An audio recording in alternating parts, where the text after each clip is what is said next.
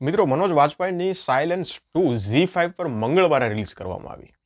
આમ તો શુક્રવાર શનિવારમાં રિલીઝ થાય ફિલ્મો, ગુરુવારમાં, પણ મંગળવારે રિલીઝ થઈ છે. ફિલ્મ કેવી છે એના વિશે વાત કરીએ. જો તમે સાયલેન્સ 1 જોઈ લીધી હોય કે ના જોઈ હોય, પણ સાયલેન્સ 2 સાથે કાંઈ ફરક નહીં પડે, કારણ કે સ્ટોરી બંનેની કનેક્ટ નથી, એકદમ અલગ જ કેસ છે. એટલે તમે સાયલેન્સ 1 ન જોઈ હોય અને ડાયરેક્ટ તમારે સાયલેન્સ 2 જોવી હોય તો ડેફિનેટલી જોઈ શકાશે. હવે આ ફિલ્મનો રિવ્યૂ તમને જો સીધી ભાષામાં તમને કહી દઉં તો ભાઈ, પહેલાં જેવી મજા આમાં ન આવી. બસ આ સીધો અને સિમ્પલ રિવ્યૂ હતો. કેમ ન મજા આવી? તો છે ને, પહેલી વસ્તુ તો એ છે કે હું તમને ફિલ્મની સ્ટોરી પહેલાં એક બે લાઇનમાં કહું તો ભાઈ, એક બાર છે, ત્યાં શૂટ આઉટ થાય છે. હવે શૂટ આઉટ કોણે કર્યું છે અને શૂટ આઉટમાં કોઈ એવી વ્યક્તિનું મૃત્યુ થાય છે જેના કારણે આ કેસ છે થોડો મોટો થાય છે. કોણે શૂટ આઉટ કર્યું ને શું કામ કર્યું ને વ્યક્તિ કોણ હતા ને બધું તમારે જો મિસ્ટ્રી જાણવી હોય તો ફિલ્મ જોવી પડે.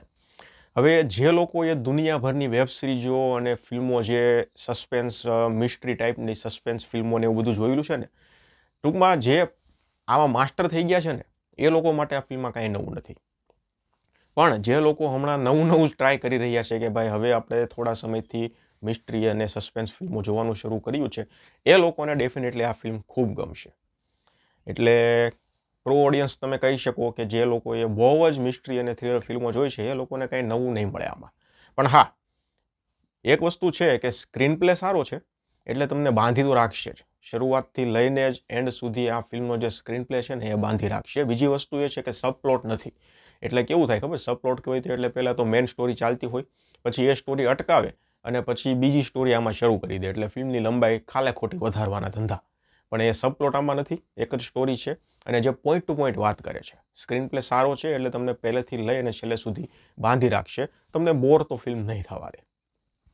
કેસમાં અમુક વસ્તુ એવી થાય છે કે માનો કે કોઈ મર્ડર કેસ હોય, બરોબર છે, તો એમાં કોઈ એવિડન્સ ગોતવા માટે ખૂબ મથામણ કરવી પડે.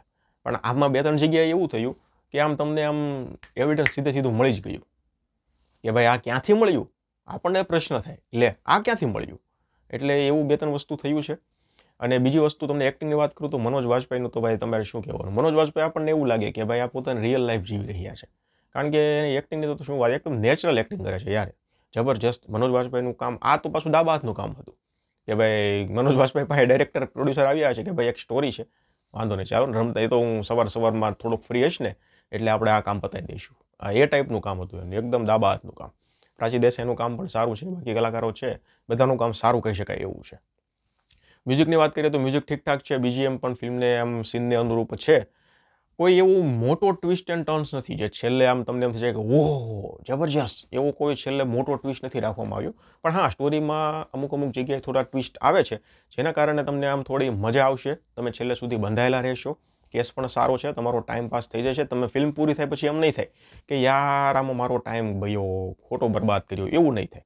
ડિસન્ટ વોચ કહી શકાય એવી છે. પણ જે લોકો નવું છે, જે લોકોએ હજુ સસ્પેન્સ મિસ્ટ્રી જોવાનું શરૂ કર્યું છે ને, એ લોકોને ડેફિનેટલી આ ફિલ્મ ગમશે. તો ટ્રાય કરાય, રેકમેન્ડ કરીશ કે વન ટાઈમ વોચ છે, ડિસન્ટ વોચ છે, જોઈ લો. મારા તરફથી 5 માંથી 3 સ્ટાર આપું છું. ધન્યવાદ.